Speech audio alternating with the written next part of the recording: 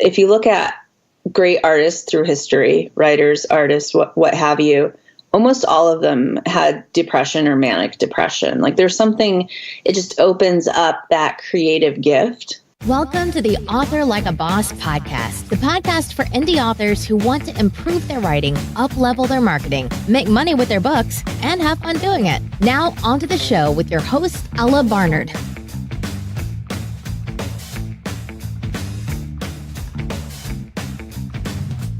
Hey bosses, if you have an author website or are thinking about getting one, I have a special offer for you. Stacy Sowers of Authors Mojo builds websites, is a technology coach for indie authors, and is my co-author for the book Build Your Author Website. She's also an indie author herself, which makes this so exciting. For listeners of this podcast, Stacy is offering a free author website consultation. If you already have a website and want some feedback for improving it, she'll do a comprehensive evaluation of your site. If you don't yet have a website, but are thinking about taking that next step, she'll walk you through what you need to know to have a beautiful and effective author website. To take advantage of this offer and get a free author website consultation, go to authorlikeaboss.com/mojo. Hey bosses, we are here today with the amazing Melissa Storm. So Melissa Storm believes in angels and in true love, and she writes about both in her USA Today bestselling series, Bestselling Christian Romances. She's an entrepreneur, mom, reality TV addict, domestic zookeeper, founder of LitRing and a jillion other businesses, former gastric bypass patient, quirky person, and your new best friend. Welcome to the show, Melissa. Hi, thank you for having me today. I definitely think that we could be new best friends. I just have that sense. In common. Yeah. So go ahead and start and tell us about yourself and your author journey. Well, let's see. I think I'm 34. My husband's not here to confirm. I had him take some of our dogs away so they wouldn't make noise. So I think I'm 34. That's probably true. And, like most writers, I've been pursuing the craft my whole life. I remember when I was 7 or 8, illustrating and writing these children's stories for my little brothers about a cat and a dog. And as I grew up, my fiction grew up. In high school, I had a very dark feminist period with some weird books. But I finished my first novel when I was 24. Year anniversary of being the author of a full novel. I published my first book in 2011, and I decided to go indie, though I had a literary agent. I was very impatient. I no longer have a literary agent for that reason. I self-published. I've signed with small publishers. I recently signed a contract with Kensington that I'm really excited about.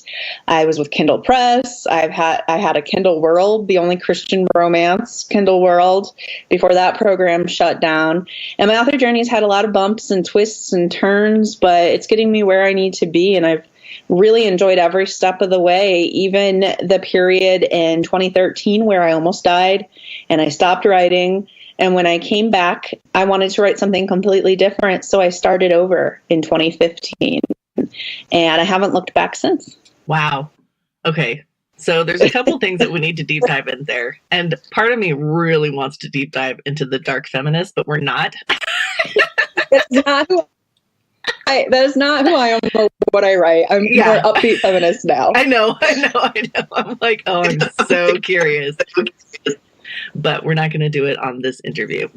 Maybe after the show. Sorry, guys. Bonus. Reach out to me. Have growing pains. Reach out to me or Melissa if you want to know more later. So what were you writing? I mean, you're very casually near-death experience, et cetera, et cetera. I didn't. All is well.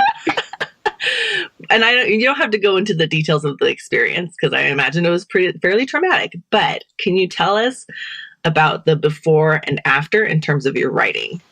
Of course. And I'm an open book. What happened is I met my soulmate and I got married for the second time. My first husband was not my soulmate, needless to say. And I have a baby. And I was very, very sick the entire pregnancy. I had preeclampsia, polyhydramnios, which is a more rare complication, macrosomia, sciatica, you name it. Everything but gestational diabetes Strangely enough, since I'm overweight, the doctors couldn't believe I didn't have that one too. But it was really hard to work. I couldn't focus. I couldn't write. And then we got so in debt with the medical bills because this was before the Affordable Care Act had passed. So we accrued about $50,000 in medical debt from my high-risk pregnancy, all while not earning. And it really changes you because I almost died. I had a complete financial 180, and I became a mom all at the same time. Oh my gosh. Not just a mom to a little girl. And before I was writing paranormal young adult, and my stories would get a little bit dark because I was still young. So I still had my kind of dark feminist thing going on. But when I had a little girl, that's when I wanted to write about angels and stories to give her hope and to show her that the world is a beautiful place. And if you can believe it, you can achieve it. And it just changed. It changed so much about who I was at the core, having those two experiences together. That's so the first thing I wrote as Melissa Storm was a story about a mother who dies in childbirth with the same complications I had. I survived. I'm not a ghost talking to you. But my character didn't. And I had her come back as the guardian angel for the daughter she never met. And I wrote that story as a love letter to my daughter, just to show her and tell her that I will always be there for her, even if she can't see me, that my love isn't bound to my life. So she's changed everything. And now my daughter just turned 5 and she's writing a book of her own. And strangely enough, I thought she was going to tell a princess story because she loves romance. She's writing a self-help book, my 5-year-old. Oh. What kind of self-help book? She calls it Phoenix's book. Her name's Phoenix. How to Make Friends. And I call it Kindergarten Zen. How to Live Life According to a Kindergartner. As she writes chapters, I put them on Facebook for people to see. And some of her advice is like, have confidence so you won't be scared. Make friends. If you're having a hard day, go to your quiet place. Things like that. People are like, wow. Yeah, so wise.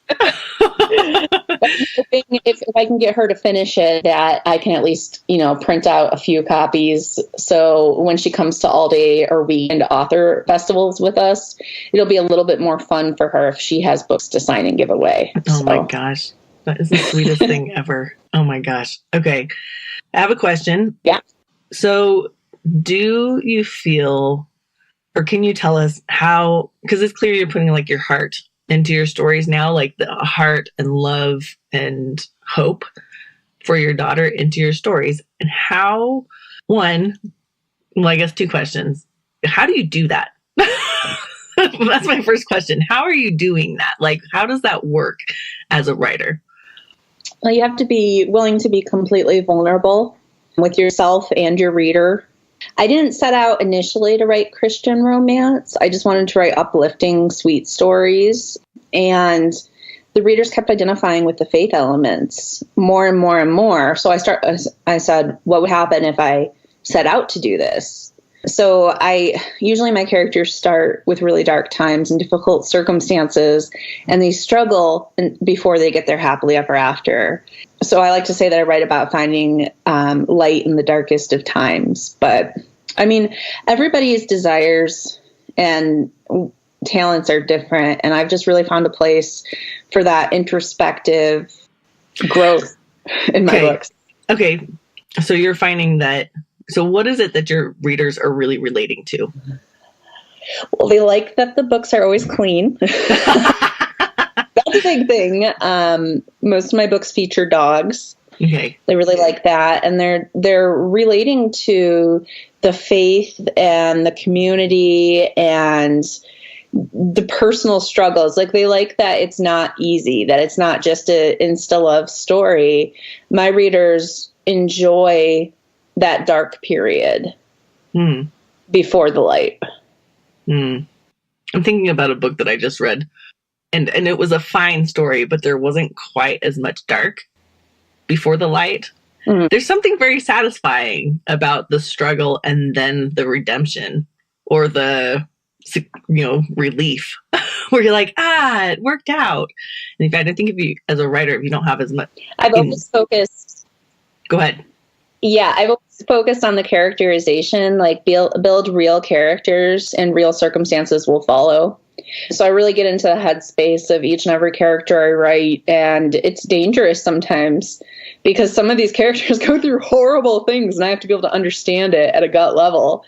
But I think because I get so into their skin, it just, the rest flows from there. How do you get yourself into their skin? Like, what's your process? Do you have a process? Do I have a process? I guess I do. So I'll get an idea for a story and it'll marinate in my brain and bounce around because I'm supposed to be writing something else or I'm busy with something else. And then I will usually start by writing the blurb for a high level, like this is what the story's about. Okay. Then I create a book trailer so that I can picture the mood and pacing. Then I'll usually write the first 5,000 words and then I'll take a few weeks off, let it marinate some more. And I tend to be pretty slow writing the first 2/3. And by pretty slow, I mean like 3,000 words a day. And because I take breaks, but writing the first 2/3, it takes longer. But then when I hit the end stride, I can't get the words out fast enough. Okay. And I'm really curious. Okay. And I don't know if you don't want to go here, but like to get into these, if you're talking about dark times, like what kind of dark times are you talking about? Like sexual abuse? Sorry, everybody, if you don't want to listen to this, but like abuse of some kind. How do you get into that mindset so that you can authentically write those characters? Or what do you do? I think it really helps that I write the beginning and then take a break so that I can kind of invite that character into my head and kind of just live with them for a little while before trying to push the story too hard. I've had characters dealing with the fallout of suicide as well as contemplating suicide. I have hoarders. I've recently written an agoraphobic character. The one I'm writing right now had extreme childhood abuse. So it's the whole gamut. And honestly, like just letting the characters speak for themselves. Like when I write my first draft, usually I'll just write whatever flows out of my head. I do have an outline, but if I'm writing dialogue, I'll just write the back and forth without all the action and just whatever feels natural. And in the second draft, I'll pump it up.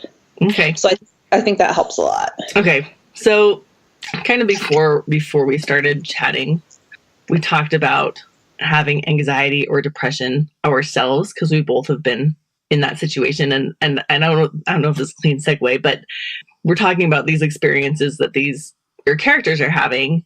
Is this something that you have dealt with in your life? And how do you deal with that when it comes to your writing? Oh, for sure. I think part of the reason my characters have these struggles and are flawed is because every heroine is a part of me and every hero is a part of my husband.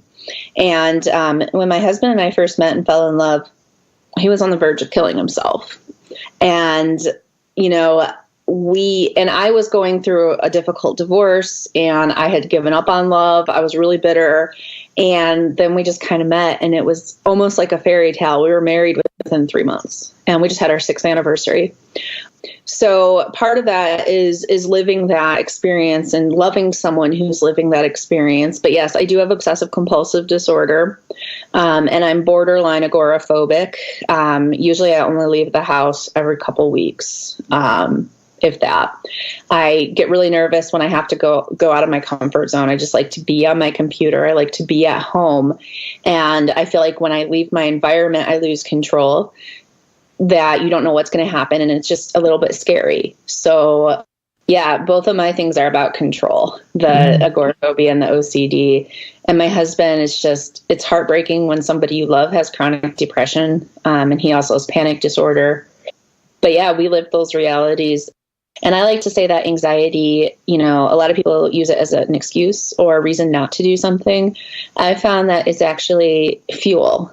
And if you harness it correctly, you can use your anxiety to push yourself to succeed. And that's what I believe I've done. Without my OCD, yes, it causes me problems, but it's also contributed to my success and my hard work. And I don't know who I would be without it. You've given me a lot to think about right there, personally, because I remember at one point, like I had a difficult childhood, and at one point I was like, I'm just gonna rewrite my perspective on my story. Like, instead of moving around a whole lot as a kid being bad, I'm gonna turn it into the good things. And you've rewritten, and I just repeated that until it was true to me, because everything's just perspective, right? So I'm gonna rewrite my depression and see how it benefits me. I love that. I love that a lot. It gives you compassion. It gives you introspection. There's a book called Touched by Fire, and it's about bipolar and depressive disorders. And if you look at great artists through history, writers, artists, what have you, almost all of them had depression or manic depression. Like, there's something, it just opens up that creative gift in a way, maybe because you're more on your own, maybe you're more by yourself, you're more reflective, you're less likely to people, but for whatever reason, there's such a high correlation between those two things. I feel like a lot of people maybe don't even know that they're struggling with depression or anxiety. It's become so ubiquitous in our society, but it's not a curse. I get mad when people say suffering from. I'm not suffering from, I'm living with. It's different. Yes. Oh, I love that, because there's nothing less than about you because of, I love that. I wanted to ask you how, because in the bio, you shared that you are the founder of LitRing. And if everybody doesn't know, LitRing is a really cool thing. How? I will link to it in the show notes. But how did you end up starting LitRing with, and in the midst of, this, like, I have a hard time going outside, I don't leave, like, which is, can you tell us a little bit about LitRing and how it became in the context of who you are? Yeah, LitRing is one of my 6 businesses. It was founded January 1st, 2017. I started my first business, Novel Publicity, February 2011. So I've been an entrepreneur for a while. I get ideas, and then I get so excited and I can't drop the ideas from my brain. So I have to make them happen. That's the O of my OCD. When I first, more so than LitRing, when I first started as an entrepreneur with Novel Publicity way back in 2011, I was in my bad first marriage, and I had finished graduate school a couple years prior, and I had a day job. And when I first started taking client consultations, I would have panic attacks every time on the phone because I have phone anxiety.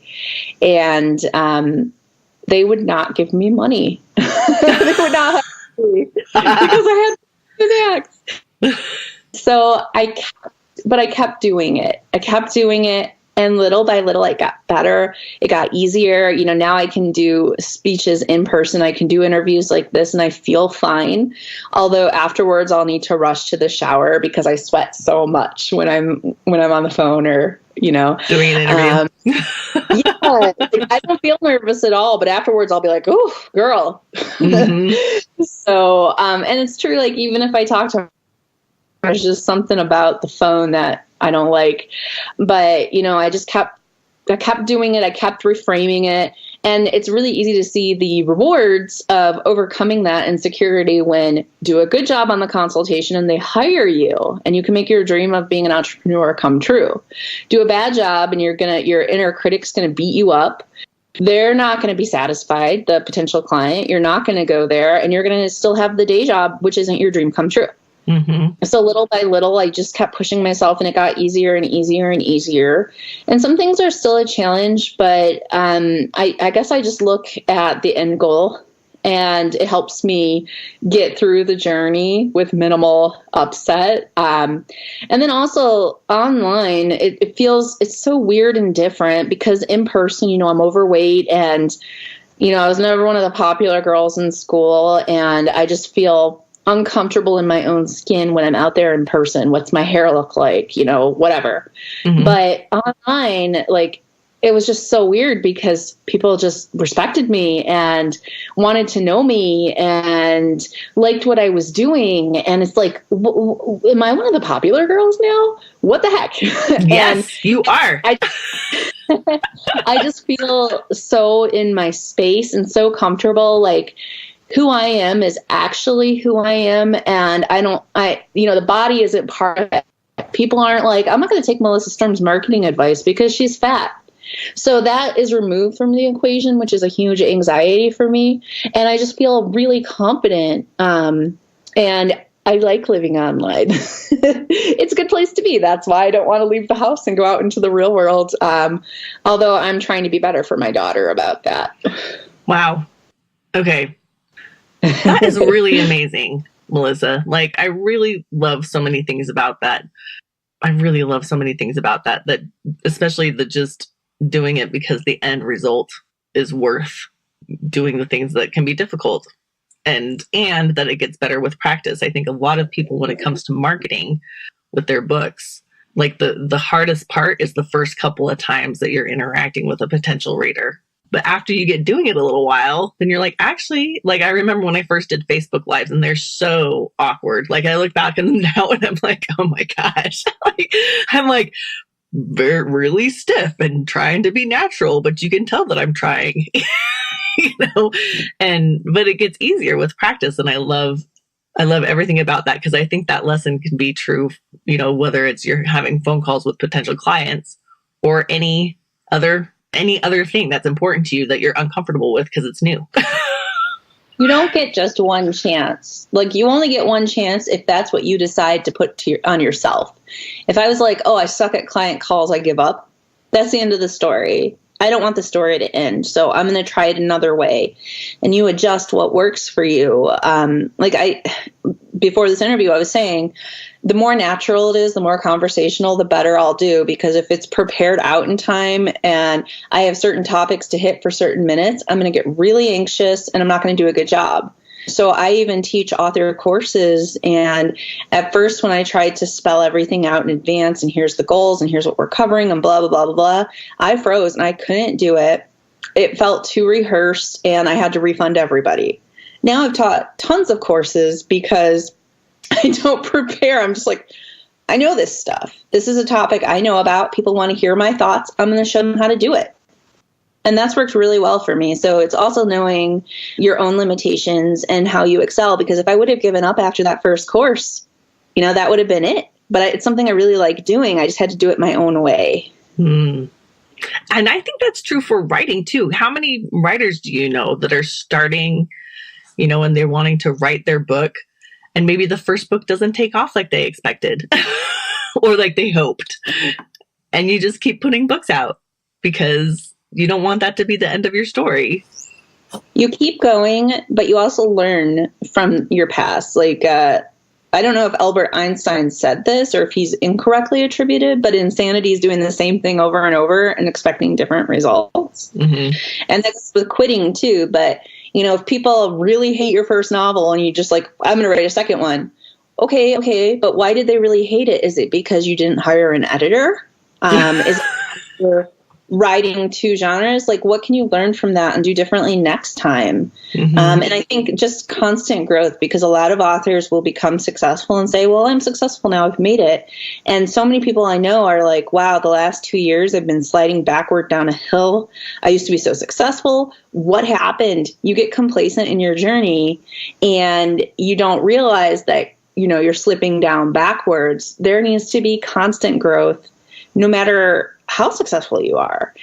Yeah. No matter how much readers love your books. How can you be even better the next time? What can you learn? And one of the things that really bugs me, and it's really common, is authors say they don't read their reviews. They're like, I don't read my reviews. Nobody needs that. That is the best feedback you can get. That's how I learned that readers were connecting with the faith elements and the dogs and what they enjoy about my books. And did they like this thing I did differently? Like, I just consider it vital. And yeah, the bad reviews hurt. And, either you learn something from them or you're like, okay, this was not my target reader. I don't even know what they're saying. Yes, I like that. I've had other people who they read other reviews and they're just like reading reviews. It is the gold. Like if you're looking for what people want. I have a question. So how do you feel?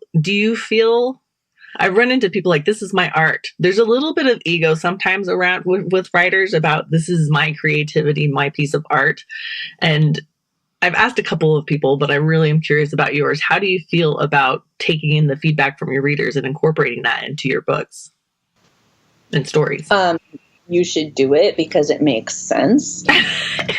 They help me be a better version of me. Like, I know that, it's controversial if you should write to market or write what you want to write. And, I'm kind of a mix of both, I guess. Like I do write what I want to write, but also my readers tell me what they like about my books, what they want to see more of, what they're connecting to. And I found my career more and more fulfilling as I take that feedback more and more, because those elements are already in my writing. It's, something you might not even notice is there, but it meant something. It was important. Like it was very true coming from me and going to them. And it makes sense to build upon that because, it's not like my readers are like, I don't like your Christian romances. Can you put some erotica out? No, they're giving me advice within what I'm already doing.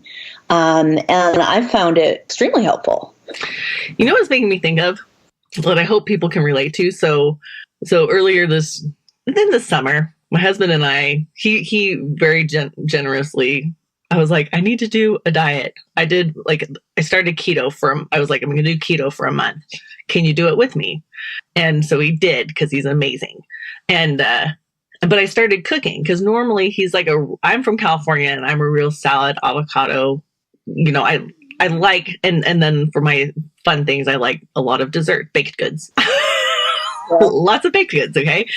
And he's a real potatoes. Like he eats a lot of potatoes because we're in Idaho, and that is what makes sense to do. But I started cooking meals. The whole point of this is I started cooking things that we both really liked, because keto is you get to eat fatty things. So I could put cheese on everything. I could put butter in everything. I could put heavy whipping cream into everything. And it, and everything was like vegetables and bacon, and like it was good. And it was so satisfying to make food that we both wanted to eat. This is the point of the whole thing. The point of the whole thing is that I like cooking, but it's way more fun to cook for somebody who really loves what you're making. Does that make sense?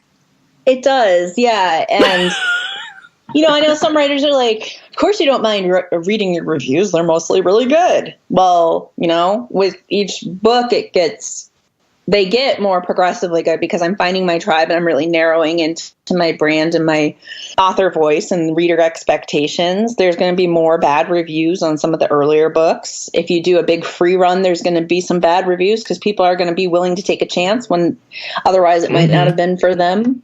But yes, I'm giving my readers, I'm cooking more of what my readers want. Yes. And I get to eat it too, and it's yummy. Yeah. I enjoy the process. Yes. Okay. Thank you. So it did work. Because I'm like, when I was making quinoa salads for him, he was like, meh, and I like quinoa salads, but I also like butter. And so when I was making things that we could both eat, it was so much more enjoyable. Like I loved it and he loved it. And it made me want to do more of it. And I think the readers, if you can take that. To do a good job that you're proud of. Yes. Because I think what some writers get it sometimes, right to market is amazing and it is smart advice.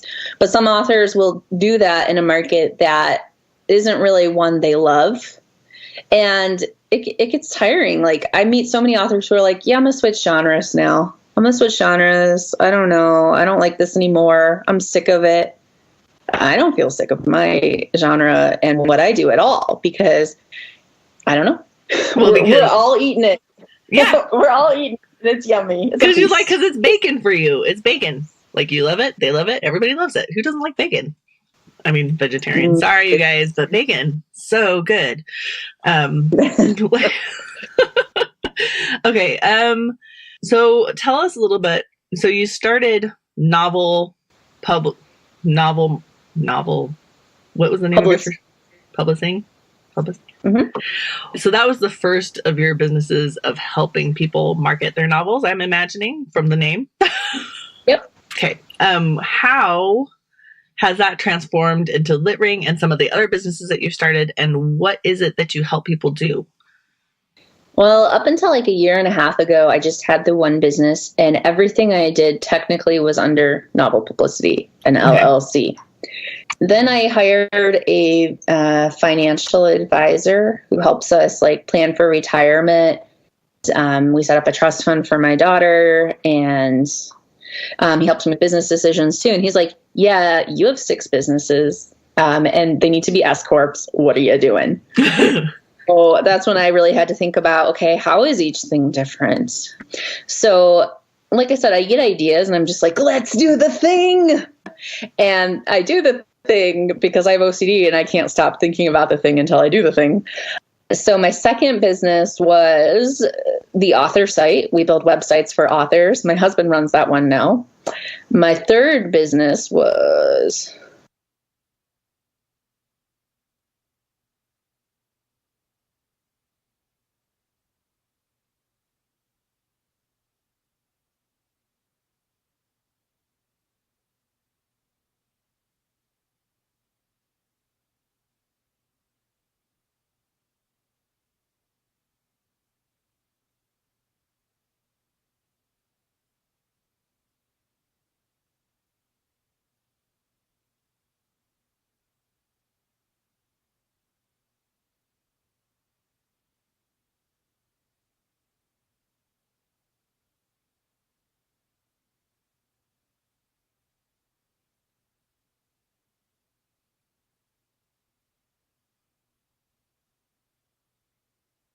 LitRing. LitRing was my third one. It's like, let's do a huge group promotion.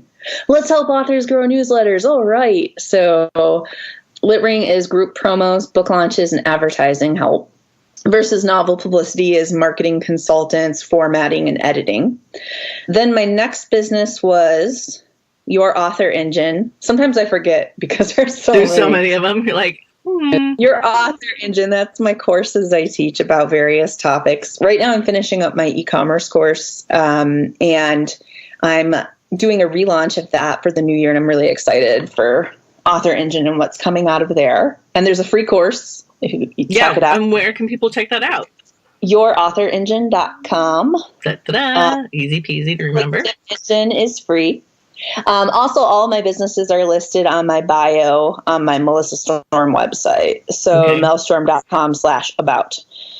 They're all there. Then the next business was Sweet Promise Press. And that is because I had a Kindle World where other authors could write with my characters and settings. And then Amazon shuttered that program, and it left some authors unsure what to do. Some were like, okay, I'll self-publish this, no big deal. But some were like, that was my only book. I'm not an author anymore. Aww. And so I decided to make Lemonade, even though I was like, I will not be a publisher. I'll have to be dragged kicking and screaming into this. I did, for the greater good. And no, it's been good so far. It's a very different type of operation running a publishing house, but so far so good. I'm looking forward to seeing what the next year brings. The final business is, well, there's my writing career. And then we have an incubator that it's called The Incubator. Its name is Rising Storm.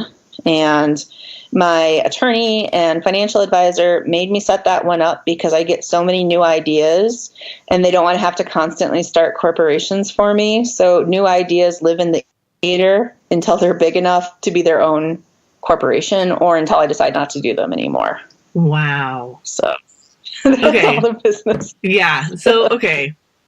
My next question is, where do you find the time to do all these things? How does this work? Like, what is your day? What is like day or week look like?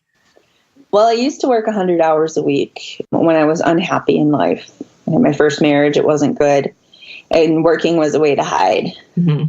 Now I start work around 8 o'clock. Sometimes I sleep in a little lately because my husband's been snoring because he has a cold.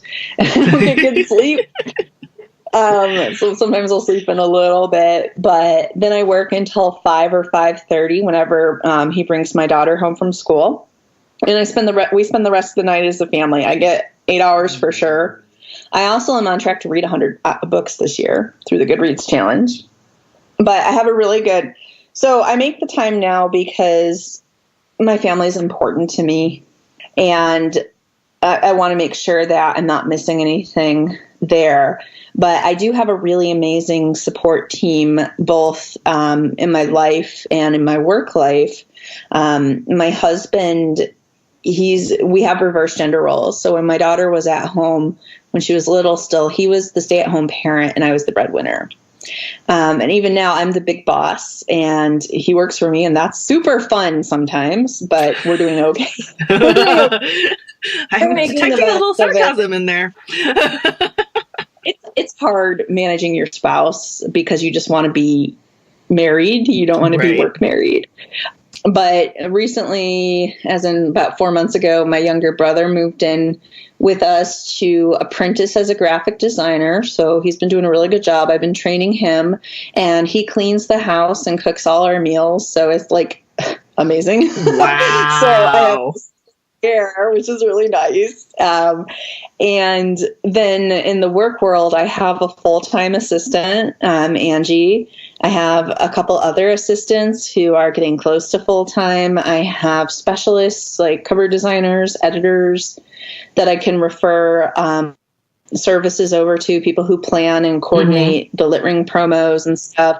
So that's what really opened up my businesses and really helped me grow. Is once I started working with the business advisor, he said, the goal is that the less you do personally in each of these things, the more you'll grow and the more you can enjoy life outside of work too. So he helped me. I'm sorry. I really want to chat with you about all this stuff because I feel like I'm like a couple of 2 or 3, 4, 5 years behind you. Because I want to do all the same things that you're doing, except not the writing part. But all the other things, because I love all the other things. So I'm going to not take this interview on a tangent to where you just tell me what I want to know. That's for me personally and not for people. Well, my business advisor's made a huge change for me because I have somebody at or above my level helping me see the businesses overall and plan accordingly. And he helps me, like, if I get into a personnel issue or a financing issue, like, he'll help me work through it. He'll hook me up with, I need a business loan right now. So he's like, I got the perfect person for you. I'm going to introduce you to this banker. And he handles that stuff. Wow. Where do you live? Brighton, Michigan. I'm sure he would work remotely, but I personally have a hire by hour program through Novel Publicity. And it's specifically for this, like authors who need help with business planning, who want me to do an audit of their ads, of their brand, literally whatever they want. They can hire me for 1 hour. We'll talk together with a screen share. I'll record it. And it's a good way to not have to commit to a high-level consultant, but to get that help. So I have some authors who come to me 1 hour a month, so it's just $100, and they have that person driving their business. Oh my gosh. Okay. You guys. So I do that. Just keep that in mind. You can go to to Melissa's website. Okay. So can you tell us, for the authors who are listening, if we can go away from the top level stuff, because that's where I love to hang out and that's where I'm probably going to be hiring you. But going down to can you give some authors, because you're obviously an expert in marketing, can you give some people some good places to start with their marketing? Like, what would you recommend now? Yes. I think a lot of people expect there to be a magic bullet or, Facebook ads work so well for X author. They're going to work well for me. I'm going to learn Facebook ads without really knowing their brand first. You need to know and present your brand consistently. So I can tell you, my books are faith-filled journeys that often feature dogs. And you're getting this kind of book when you come to Melissa's Storm. A lot of authors are like, but I have so much creative juice, and look, a rabbit, and now I'm going to write P&R, and now I'm going to write new adult fantasy, and now I'm going to write cozy mystery, all under the same pen name. Hooray! Mm-hmm. Don't do that. And, don't think that it's great if your cover looks different from others in your genre. Like, you really need to communicate your brand clearly and know your brand clearly for the other marketing things to work for you. To run successful ads, you need to have a well-branded, well-positioned product. To have an engaged reader base and newsletter, they need to know what they're getting from you. What's the promise when somebody picks up a Melissa Storm book? If they don't know, because I write so many different genres, eventually, it's going to be hard to keep track because some readers read 2 books a day. Mm-hmm. To say Melissa Storm, that's that thing. Okay, get it. Not, but is it this thing? I don't know. Is it this thing? Or maybe they'll read a book that doesn't fit the normal expectations and be like, I'm done with Melissa Storm. Even though they would have liked everything else. So the number one advice is really assess your brand, the consistency across your catalog. Is your cover and blurb delivering on your reader promise? What is your reader promise? So that's a big thing. And then my other advice, I like to say, when it comes to marketing, do it first or do it best. If you can't do either, don't worry about it. Don't do the thing, because, a lot of people are like, KU, Gold Rush, Facebook ads, Gold Rush. Yeah, it's great for the people who do it first, because it's not glutted out yet. So yes, if you're constantly innovating and trying new things, you could hit the next big Gold Rush. And do it best, I'm really good at Facebook ads. So I'm going to keep using Facebook ads because I rock at them. Mm-hmm. I wasn't the first one to do them, but I'm one of the best, so it works for me. But some authors look at it and like, well, I have to do Facebook ads, but holy crap, I don't know what's happening here. I don't have the budget. Who do I target? I can't use Photoshop. I can't write good so force yourself, because that turns the love of your career into kind of dread, and you should never dread working on your author business. So like for authors, they're like, well, I got all my accounts where I need to be because I have to have a website and I have to have a newsletter and I have to have Twitter and you don't have to do anything. If you don't have the joy in it, your readers will be able to sense that. And then you're just spinning your wheels, you're frustrating yourself, and you're wasting everyone's time. So do what you love, do it best. If that means you only have a Facebook page, only have a Facebook page, but have it be the best damn Facebook page in the universe. Yeah. I recently, there's a couple of things that are sticking out to me. When I talked to Shannon Mayer in her interview, she told me about like the author brand and the consistency and meeting her readers' expectation. And she said she had like one little series that was one of her favorite series, but it was slightly different than the other series. And it didn't do as well because it wasn't what people had come to expect from her. It wasn't like super different, but it was enough different. Like that they were like, this isn't my favorite. It doesn't have the kick-assness in it at the beginning. It only has the kick-ass at the end. And that's not what I want, which I thought was really interesting. The other thing that's sticking out to me is she lost it when I did the first thought. But, you said so much in there. It was so good. It was so good. Do it first or do it best. And if your heart's not in it, readers will know. And then you're wasting everyone's time. Yes. I think that's so true. A lot of people try. I tell everybody, here's the thought. Heather, I don't know what she's the plot genie. And I was interviewing her and she's like, she sells plots in her Plot Genie. And I've talked to her a few times. She's really brilliant. I really, really love her. And I was like, so where can people find you on your website? And she's like, I don't have a website yet. Is that bad?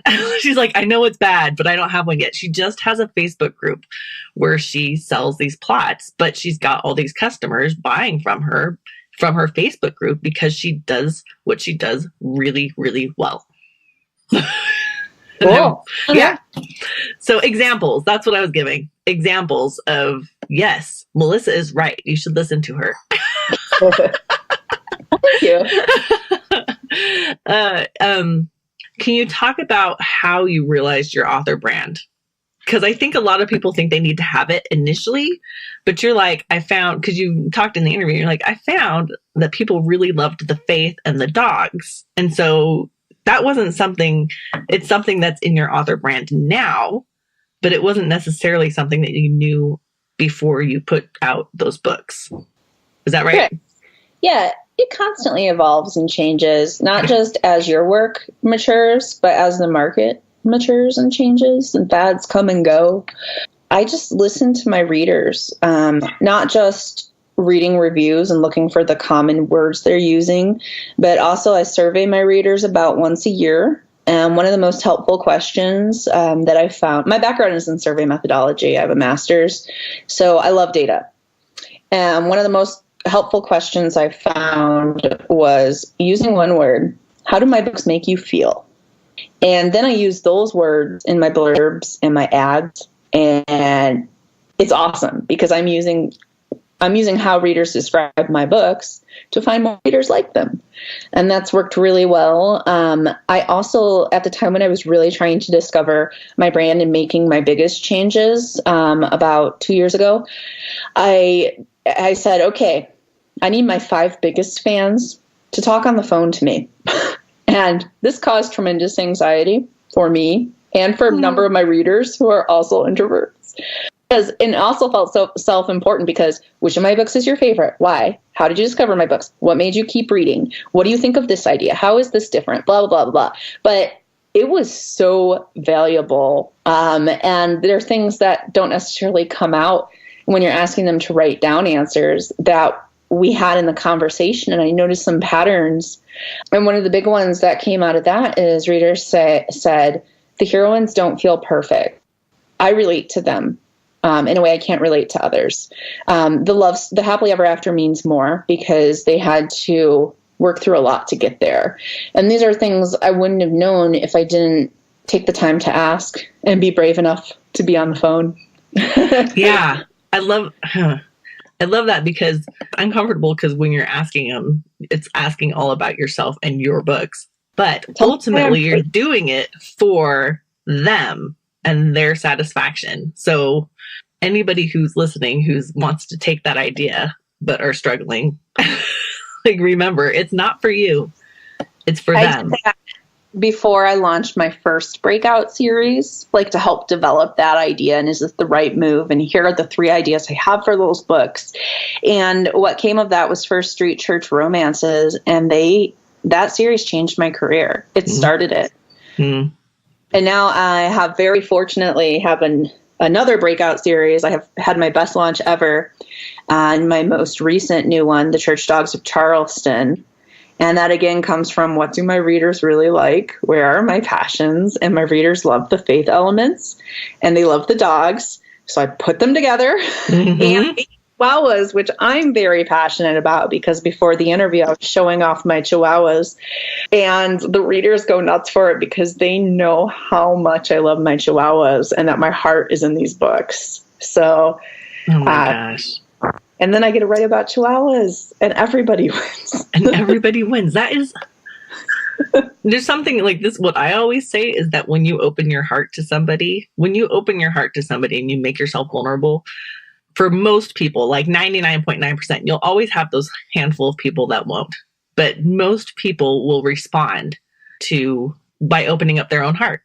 Like it just happens. It's like natural, like when somebody yawns and you yawn. It's like you're like, I can't help it. I have to because always with the examples you are, but it's true. At one of my best newsletters ever. Usually my newsletters do the best when I have literally nothing to say. Right. Because it's the most random thing that usually authors. But I'm like, I got a root canal and I had to take a Xanax and I was terrified. And here's a picture of me during my root canal. My readers loved that. I got so many responses with dental horror stories. Because everybody has one. Oh, yeah. So that helps them relate to me better. And like other things they really like are slice of life. Like, this is what we did for my husband's birthday. I looked out my window and there were 3 turkeys today. Things like that. They really, I don't know. It's just opening up and treating readers like friends. And it works for me and I enjoy it. My assistant who's full-time, she was a reader first. And I said, I really like you.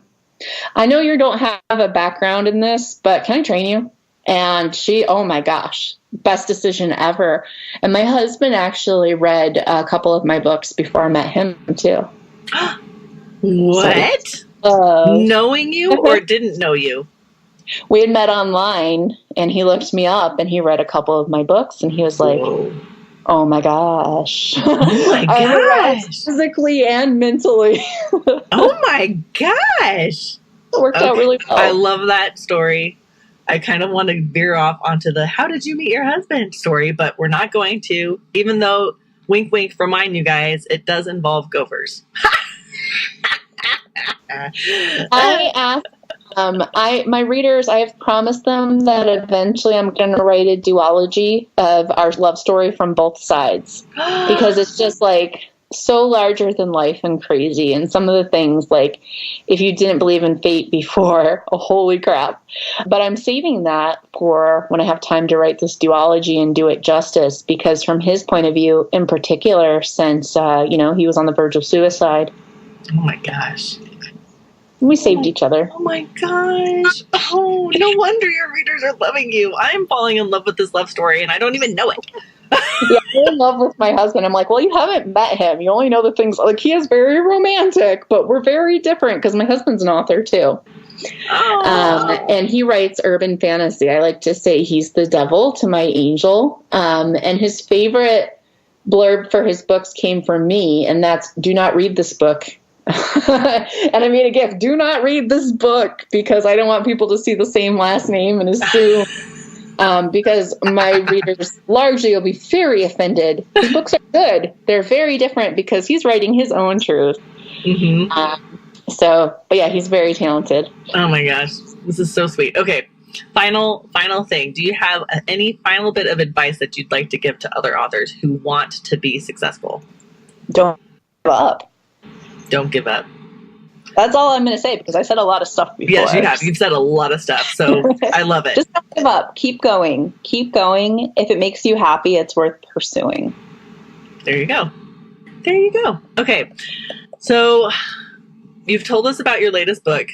It's in the Church Dogs of Charleston, which I love the branding on that because you're like, they like faith and they like dogs. So I named the series The Church Dogs of Charleston.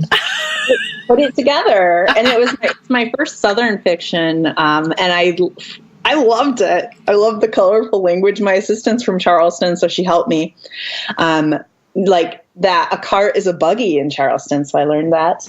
What? But yeah, no, I had a lot of fun. And my own Chihuahua Sky Princess is actually on one of the covers too. The cover artist worked her in. Oh my gosh. Oh my gosh. Okay, so people are going to want to check that out. And where can authors who want to get some of your amazing author advice, where's the best place they can find you? Everywhere. So on my own author website, maelstrom.com/about, there's logos that are linked to the various businesses. For group promos and advertising, litring.com. For consulting and hire by hour, which out a bit, that's novelpublicity.com. For online courses. But you said all of these links are available in your About page. Yes. Okay, let's do that. I'm just telling them what each business is. For online courses, your authorengine.com, including a free course. And if you're looking to publish sweet romance with my publishing house, that's sweetpromisepress.com. Oh my gosh. Okay, Melissa, thank you so much. This has been an amazing interview. I really want to keep talking with you, but thank you for being here. Yes, thank you so much for having me. Yeah, awesome. Okay, and thank you everybody for listening. Hugs and happy authoring here at Author Like a Boss. Hey boss, you made it to the end of the episode. You're the best. Because of that, I'm going to give you a special invitation to find out more about the Author Boss Academy, where I and a bunch of really awesome authors hang out, have fun, and get stuff done. If you end up joining, tell me the secret word and you'll get a special bonus. Find out more about the Academy at authorlikeaboss.com/academy. The secret word is nipples.